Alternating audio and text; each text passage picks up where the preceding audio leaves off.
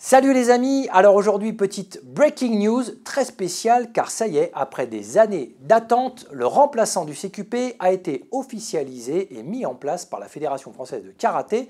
Il remplace donc le CQP, la fédération n'en a pas encore parlé, il n'est pas mentionné sur le site internet, c'est donc en exclu et en avant-première que je vais tout vous révéler sur ce TFP Moniteur Karaté Wushu et discipline associée. C'est parti.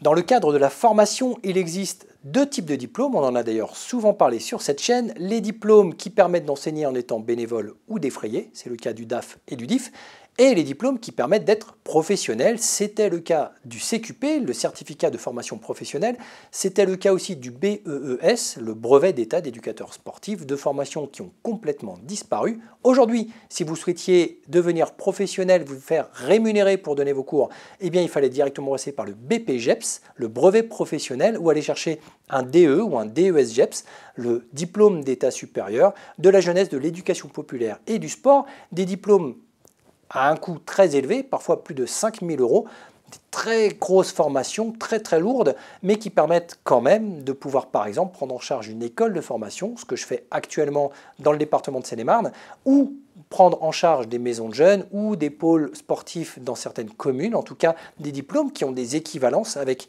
l'éducation nationale. On en avait parlé dans une petite vidéo que je vous remets ici. Les équivalences des diplômes sportifs, en tout cas proposés par le ministère des Sports et la Fédération française de karaté. Le ministère des Sports a justement officialisé la mise en place du TFP, le titre à finalité professionnelle, que vous allez pouvoir suivre dès cette année. C'est tout frais, c'est tout nouveau. La Fédération française n'a pas encore communiqué officiellement au grand public, ne serait-ce que par sa plateforme internet. Sur le site internet, on a la totalité des formations, mais on n'a pas encore ce TFP. Et en le suivant cette année, vous allez pouvoir enfin vous mettre à votre compte, si c'était votre souhait, devenir professionnel et demander auprès de la fédération ce genre de petite carte. Hop, c'est une carte voilà, une carte professionnelle, d'activité professionnelle qui va vous permettre d'être rémunéré pour vos cours ou vos formations. Donc ce titre à finalité professionnelle s'appelle Moniteur de karaté, wushu et discipline associée. La fédération vient de le mettre en place il y a quelques jours. Il est d'ores et déjà officiel et visible sur le site du ministère des Sports. Je vais vous mettre le lien juste en dessous si vous souhaitez avoir énormément d'informations. Et justement, on va en parler. Cette formation, donc une semaine en centre, 195 heures réparties de la façon suivante. 42 heures de préformation, 68 heures en centre, 70 heures de stage, 15 heures de participation fédérale. Pour ceux qui ont déjà passé des formations de type DAF et DIF, vous saviez que vous aviez déjà une préformation. La préformation, pour ceux qui ne connaissent pas, c'est un travail qui vous est demandé de faire chez vous en guise de préparation. Donc là, pour le cas du DIF, c'était 12 heures à passer à la maison, à éplucher une dizaine de PDF qui ramènent souvent à des livres de réglementation fédérale de type arbitrage, grade, modalité d'inscription, pour avoir un petit peu les connaissances générales de comment se passent toutes ces choses-là. Vous aviez 12 heures de préformation inscrites sur ces formations DAF et DIF. Aujourd'hui, pour le TFP, on parle de 42 heures de préformation, donc imaginez quand même certaines sommes de travail à faire à la maison pour préparer votre formation, ça ne va pas être anodin. 68 heures en centre, 70 heures de stage. Les 70 heures de stage, c'est ni plus ni moins que des cours à dispenser dans votre dojo. Vous devez justifier de 70 heures d'enseignement. Donc, simplement, faire signer un registre par votre président qui va confirmer que vous avez bien fait 70 heures dans son club, dans son association. Et à cela vont s'ajouter les 15 heures de participation fédérale. C'est le même type de participation que pour le DAF et le DIF, c'est un stage d'arbitrage, une participation fédérale de type compétition. Alors on ne participe pas en tant que compétiteur, mais on va aller aider à tenir les tables, à comprendre un petit peu le fonctionnement de l'arbitrage, de la mise en place de la compétition. Voilà donc cette formation 195 heures qui va être réduite à 110 heures si vous possédez déjà un DIF, un diplôme d'instructeur fédéral. Donc ces 110 heures vont être réparties, au lieu de 42 heures de préformation, vous n'en aurez plus que 30. Donc ils ont enlevé les 12 heures de préformation du DIF tout simplement. 68 heures en centre réduites à 40 heures et 70 heures de stage réduites à 40 heures également. Donc les 30 heures de stage du DIF vont être intégrées, vont être défalquées, on va dire, des 70 heures, qui ramènent à 40 heures de stage pour un TFP, à l'issue duquel on présume qu'il va y avoir, comme pour le DIF, un petit rapport de stage et d'activité à redonner à son jury. Voilà un petit peu pour le contenu de ce TFP, de ce titre à finalité professionnelle, qui va coûter au final la bagatelle de 850 €. Alors, ça paraît comme ça une somme très élevée, sachant qu'un DIF tourne autour de 250 €, le gap est quand même très conséquent, mais c'est quand même un titre à finalité professionnelle, donc on va dire un investissement qui peut vous permettre d'être rémunéré officiellement derrière, de gagner votre vie. Donc pour un titre professionnel, de toute façon, on n'est pas complètement hors propos. On est dans les clous de ce qui se fait et de toute façon, on est dans les clous de ce que serait le CQP s'il avait encore été actif aujourd'hui. Donc après, de toute façon, c'est un BPJEPS, c'est plus de 1000 €, c'est 1250 € de mémoire. Donc si ce n'a pas augmenté. Donc vous voyez, on est quand même sur quelque chose d'assez logique. Et pour s'y inscrire, parce que vous pourrez vous y inscrire dès cette saison, il va y avoir 4 formations proposées dans la saison 2022-2023, donc ça vous concerne vraiment dès à présent. Vous aurez 4 formations, 2 formations France Sud, 2 formations zone Nord, une formation en mars, une formation en juin, donc vous voyez, ça va arriver très vite. Pour vous inscrire, simplement avoir un deuxième DAN, une licence en cours, évidemment plus de 18 ans, et un certificat, on va dire, de secourisme de type PSC1 ou SST à présenter lors de votre inscription. Les modalités d'inscription ne sont pas encore totalement disponibles.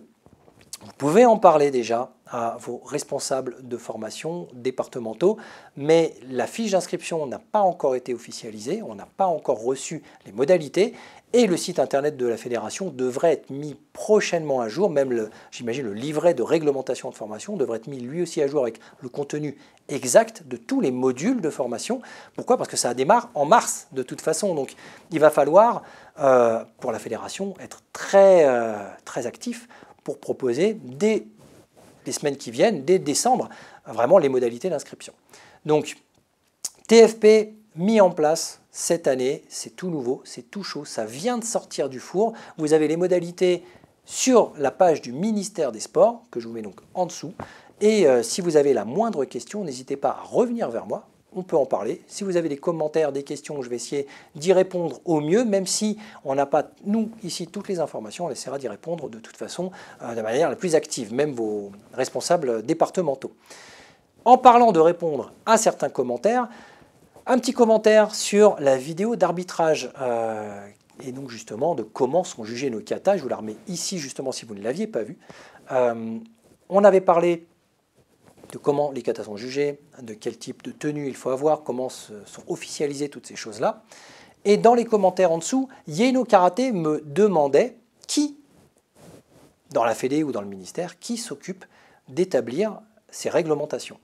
Est-ce que c'est justement au niveau national? Est-ce que c'est au niveau gouvernemental? Est-ce que c'est au niveau fédéral? Comment ça se passe? Donc, avec les quelques connaissances que je peux avoir, et aussi parce que je suis dans le monde de la fédération et j'ai de très bonnes connaissances, ceux qui me suivent depuis longtemps et qui ont vu tous les DVD que j'ai pu faire avec Keio, de bonnes connaissances avec maître Nagura Toshihisa, qui est le secrétaire général de la fédération mondiale.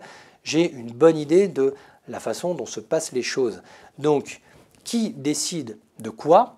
C'est tout simple. À partir du moment où on parle de championnat et donc de modalités de jugement, de critères, pour être jugé, officialiser ces choses-là, il faut que ce soit cohérent dans tous les pays, il faut surtout que ce soit cohérent du départemental au mondial.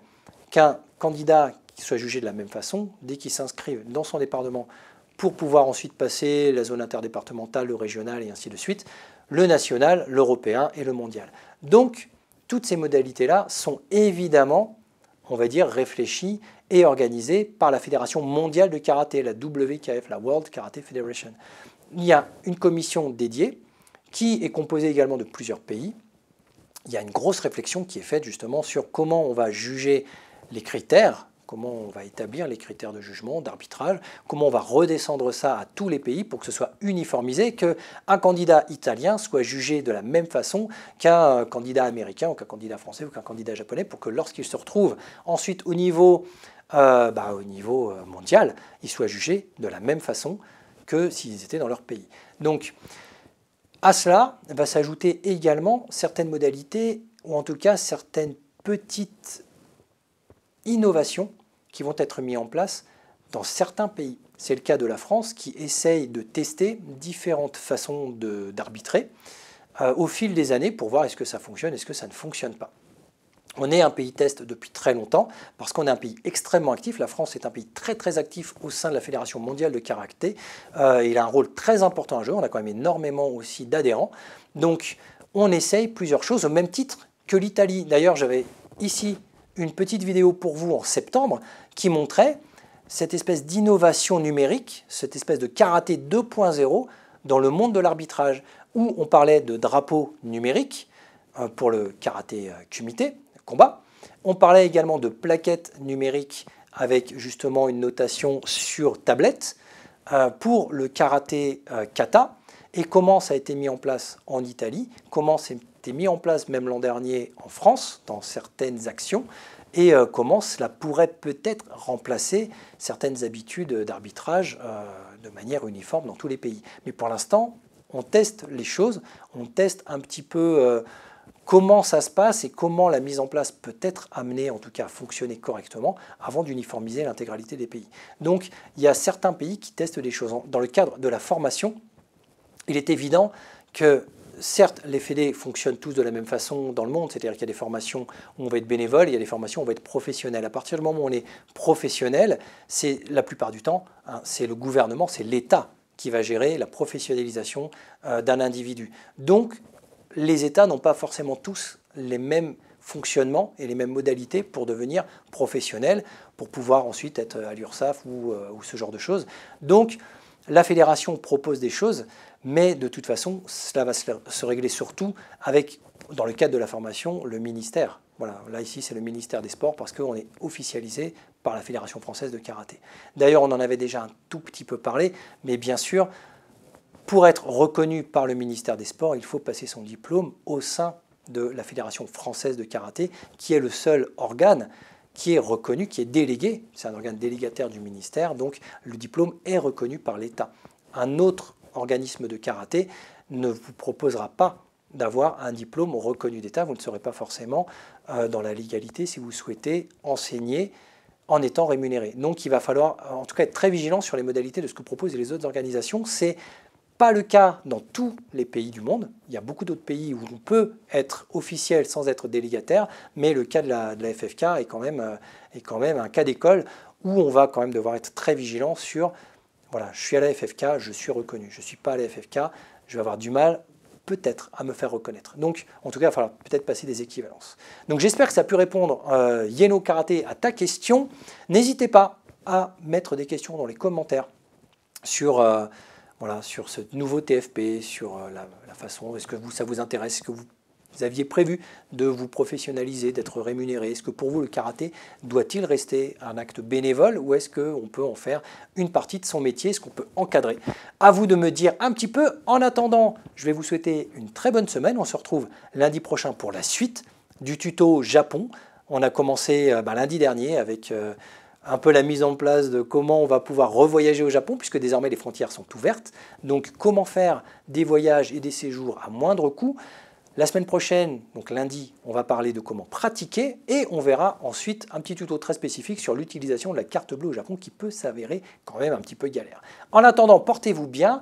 À l'approche des fêtes, on s'équipe, on s'habille chaudement. J'espère qu'avec la crise énergétique, vos dojos sont chauffés. Nous, ce n'est pas toujours le cas, mais on croise les doigts pour qu'on ait une chaleur constante et qu'on puisse pratiquer, en tout cas pour les enfants, dans les meilleures conditions. N'hésitez pas à me dire aussi si vous avez des conditions parfois un petit peu compliquées. C'est toujours intéressant d'en parler. Je ne ferai pas un tuto dédié là-dessus, mais en tout cas, voilà, on est une communauté active. N'hésitez pas à me donner votre ressenti. Portez-vous bien. Ciao.